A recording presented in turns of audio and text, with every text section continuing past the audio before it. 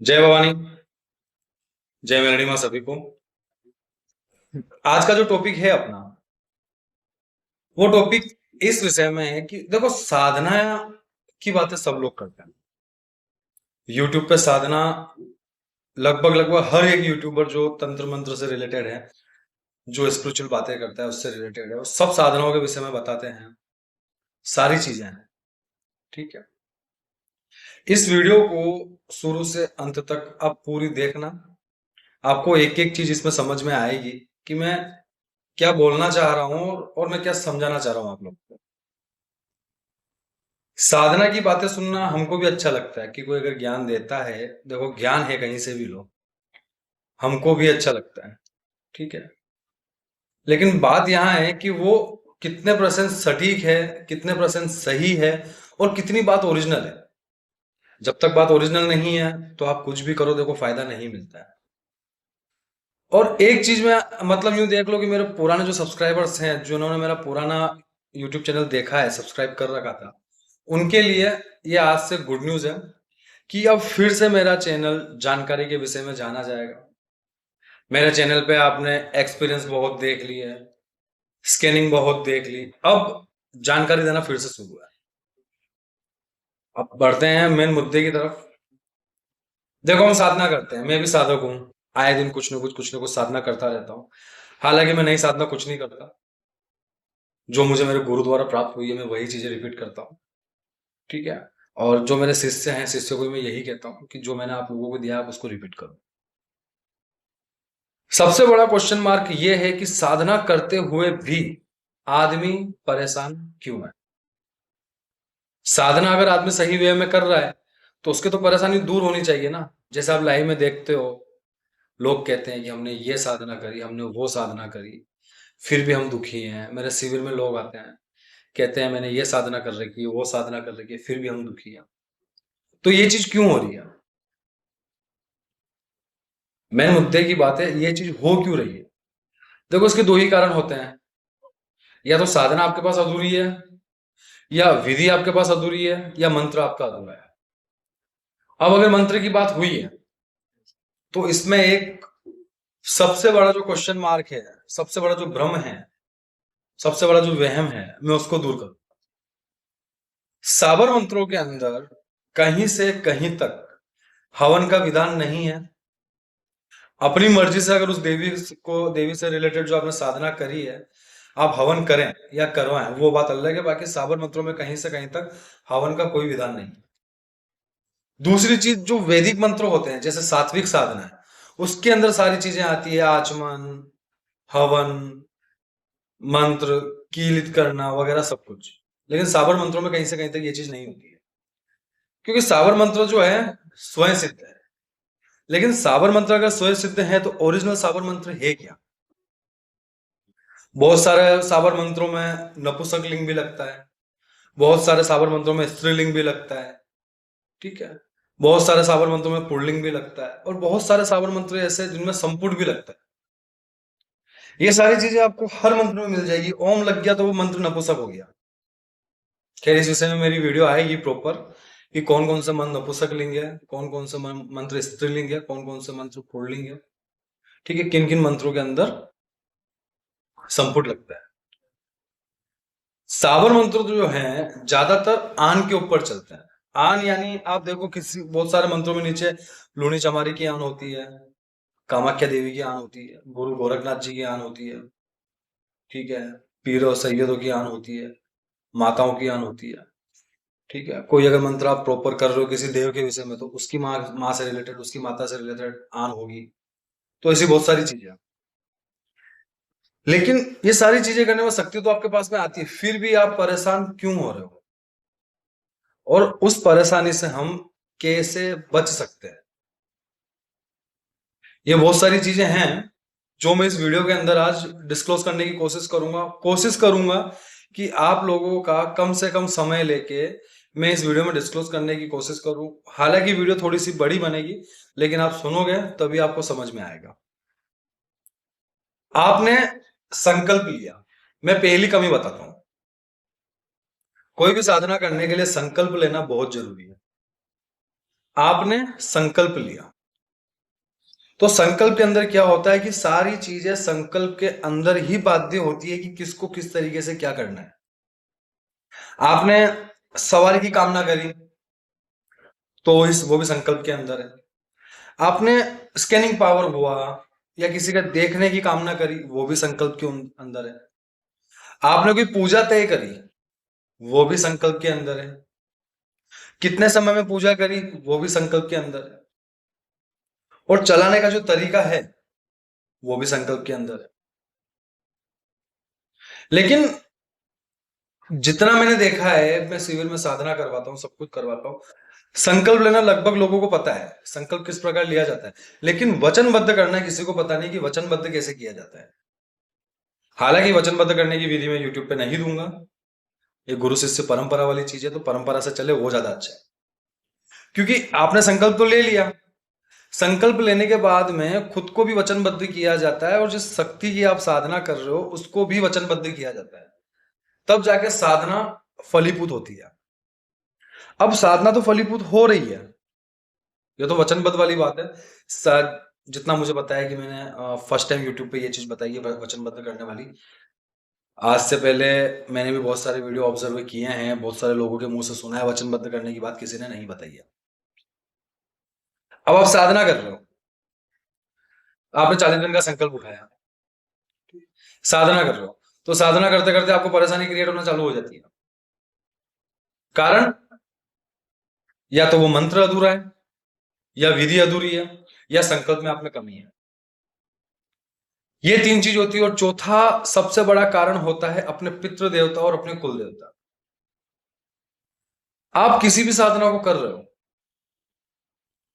किसी भी साधना की तरफ बढ़ रहे हो, अगर आपने आपके कुल देवता को नहीं मनाया है, तो भी वो साधना बाध्य रहेगी और परेशान होंगे आप, क्योंकि आपके कुल देवी देवता उस समय आपका सपोर्ट नहीं करेंगे, नाराज चलेंगे। फिर आते पितृ देवता के ऊपर। पितृ से अगर आपने परमिशन नहीं ली है, पितरों के नाम से आपने कुछ नहीं किया है, तब भी वो साधना आपकी बाध्य होगी, आपको परेशानी से सामना करना पड़ेगा। तीसरी चीज मंत्र।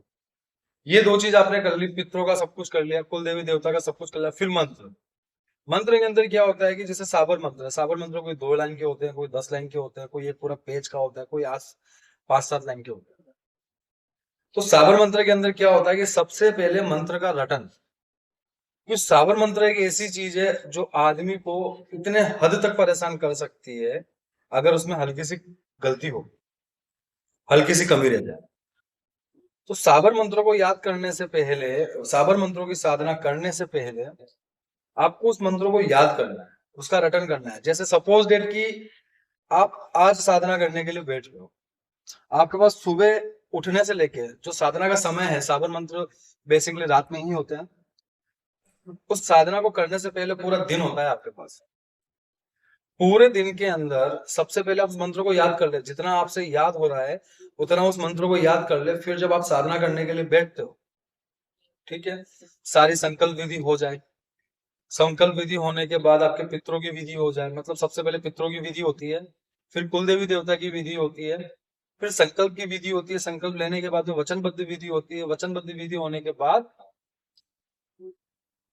आसन का प्रणाम होता है, आसन की कुछ विशेष तरीका है।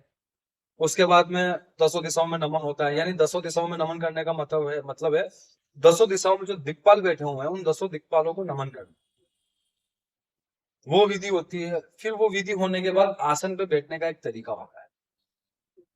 उस तरीके से आसन पे बैठने के बाद सावर मंत्रों के अंदर विशेष ध्यान रखना होता है, बैठने के तरीके से लेके बैठने की जो मुद्रा होती है उसका, माला किस प्रकार पकड़ी जा रही है, माला कहाँ पे जाएगी, ठीक है, कहाँ से सुमेरु को अपन को टर्न करना है, जैसे सबको पता होता है लगभग, और किस प्रकार टर्न किया जाता है। बहुत से लोग माला यूं करना बताते हैं, बहुत से लोग माला ऐसे करते हैं, लेकिन माला की जो एक्चुअल मुद्रा है, जिसको मृग मुद्रा कहते हैं, अगर आपने छोटी छोटी गलतियां सुधार ली ना, तो आपकी साधना जरूर सफल हो। तो मृग मुद्रा हम कैसे बनाएंगे? जैसे अपन ने कोई माला पकड़ी, तो ये मृग मुद्रा है, ठीक है, ये मृग मुद्रा है। तो माला कहाँ पे आती है? माला यहाँ पे आती है, मुद्रा यही रहती है। तो यहाँ पे जो है ना, यहाँ पे माला का मणका चलता है इस प्रकार, और जब सुमेरु पे आते हैं तो यहीं से चेंज होता है और यहीं पे वापस आ जाता है। और साबर मंत्र करने में ये हाथ अपना इस जगह रहता है, इसके ऊपर माला रखी हुई रहती है हथेली के ऊपर। कमर एकदम स्ट्रेट, साधना कोई सी भी करो कमर एकदम स्ट्रेट चाहिए। क्यों? क्योंकि जब हम मंत्र जाप करते हैं तो अपने बॉडी में एक सर्कुलर चलता है, ठीक है। वो सर्कुलर किसको कहते हैं कि अपने शरीर में जो चक्र हैं, भले आप एक दिन साधना कर रहे हो लेकिन उससे चक्र छिड़ते हैं। सबसे पहले मूलाधार पे फर्क पड़ता है। भले आप आजमा, जिस तरीके से बता रहा हूं वैसे आप बैठोगे तो आजमा के देख लेना। तो मूलाधार चक्र जो है आगे से आगे ऊपर से ऊपर को संकेत भेजता है, तो वो सर्कुलर चलता है। तो सर्कुलर किस प्रकार बनाया जाता है माला करते हुए, तो उसके ऊपर मेरी वीडियो आएगी।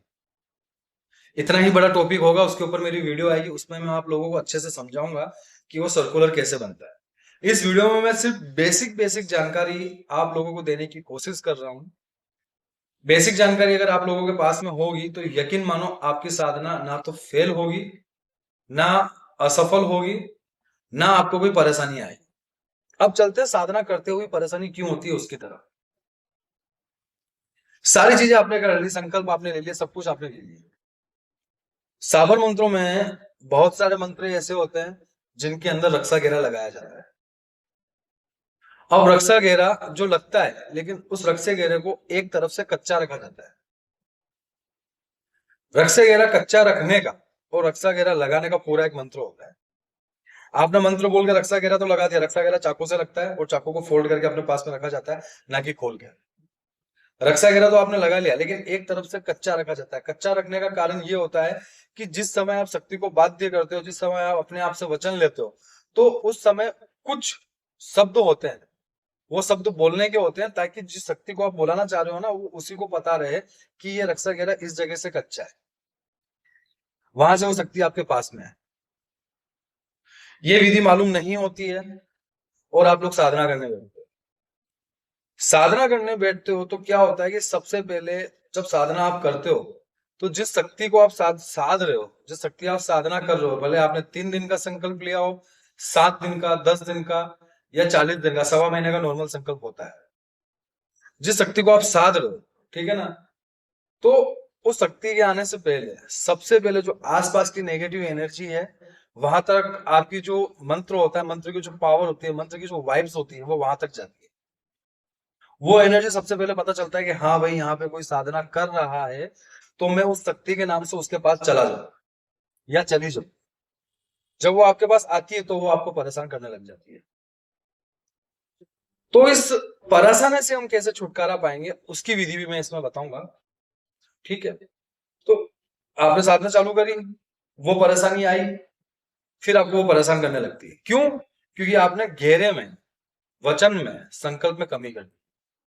सबसे बड़ी बात आता है संकल्प, क्योंकि जब वचनबद्ध किया जाता है, खेल वो वचनबद्ध करने का है अपने आप को कि अपन ने उसमें क्या खेल रचा है, ठीक है।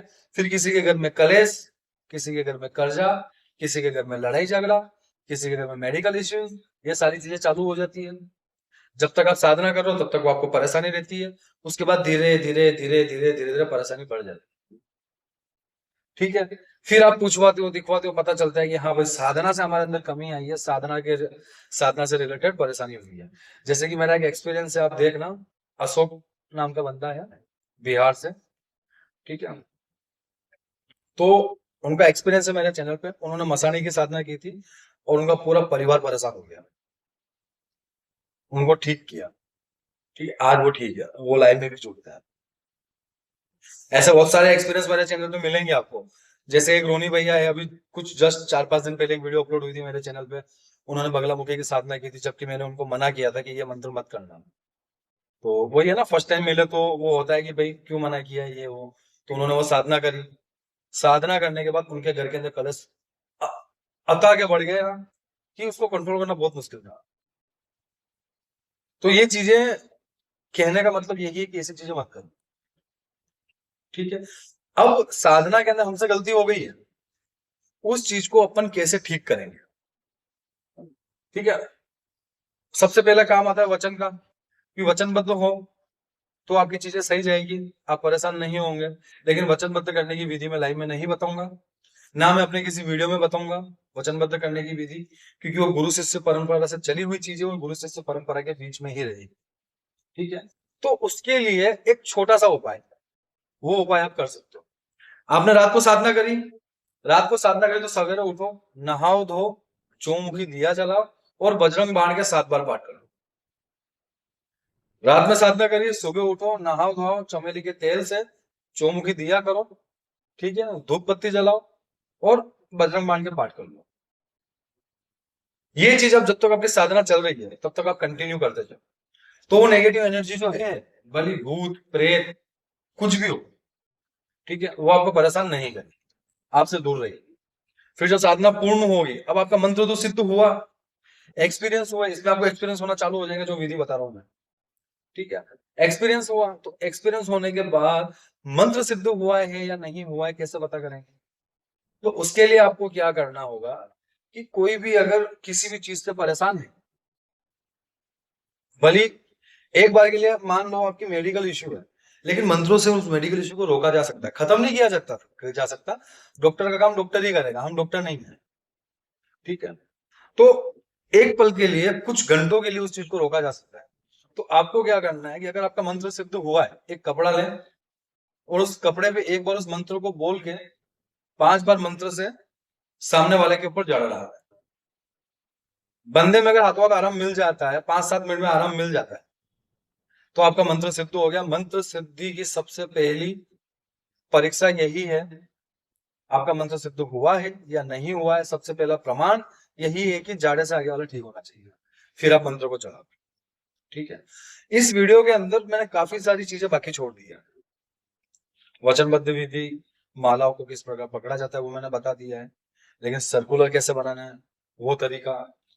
अब जैसे अपना हाथ है, हाथ के अंदर माला के भेद है, हाथ के अंदर ही अपने माला के भेद होता है, कोई मारण की है, कोई वशीकरण की, कोई उच्चाटन की, कोई सम्मोहन की, कोई विद्वेषण की है। ठीक है, ऐसे षटकर्म की उंगलियां होती है, वो भेद सारा अपनी उंगलियों के अंदर ही है। तो उसके ऊपर भी वीडियो आएगी, लेकिन अब मेरी रोजाना वीडियो पोस्ट नहीं होगी। मैं वीक में 2 या 3 बार वीडियो डालूंगा और उसके अंदर आपको जानकारी देने की कोशिश करूंगा। उम्मीद करता हूं कि आज की वीडियो से आपको काफी सारी चीजें समझ में आई होगी और आगे भी मैं आपको काफी सारी चीजें समझाने की कोशिश करूंगा, क्योंकि मेरा काम है। मेरा काम ये इसलिए है कि मैं अपने हर लाइव में, हर वीडियो में एक चीज बोलता हूँ कि जो भटकाव है वो भटकाव खत्म करना है। आज मैं 10 लोगों को तैयार कर लेता हूँ, 10 लोग मिलकर 10 जनों को ठीक करते हैं, तो मुझे उन 10 की दुआ लगेगी, भाई कहीं से तो सीख के आया है। मुझे दुआएं चाहिए, मुझे पैसा नहीं चाहिए। इसीलिए शिविर भी मेरे निःशुल्क होते हैं, मैं सामने वाले को ही डालता हूँ, सारा खाना पीना रहना रुकना खर्चा वगैरह सब कुछ आपको करना है। तो इस वीडियो से आपको काफी जानकारी मिली होगी, काफी चीजें समझ में आई होगी। आगे भी जो वीडियो आएगी उसमें मैं काफी जानकारी दूंगा, काफी चीजें आप लोगों को समझाऊंगा। ठीक है, तो इसी के साथ अपने इस वीडियो को मैं विराम देता हूँ। उम्मीद करता हूँ कि आप सब लोग अच्छे होंगे, आपके परिवार अच्छे होंगे, घर में सुख शांति होगी, और माता रानी से यही कामना करता हूँ मैं कि जो मेरे व्यूवर्स हैं उन सबको अच्छा रखें, घर के अंदर एक शांति का वातावरण बनाए रखें। इसी के साथ अपनी वीडियो को विराम देता हूँ। जय भवानी, जय मेलडी माँ सभी को।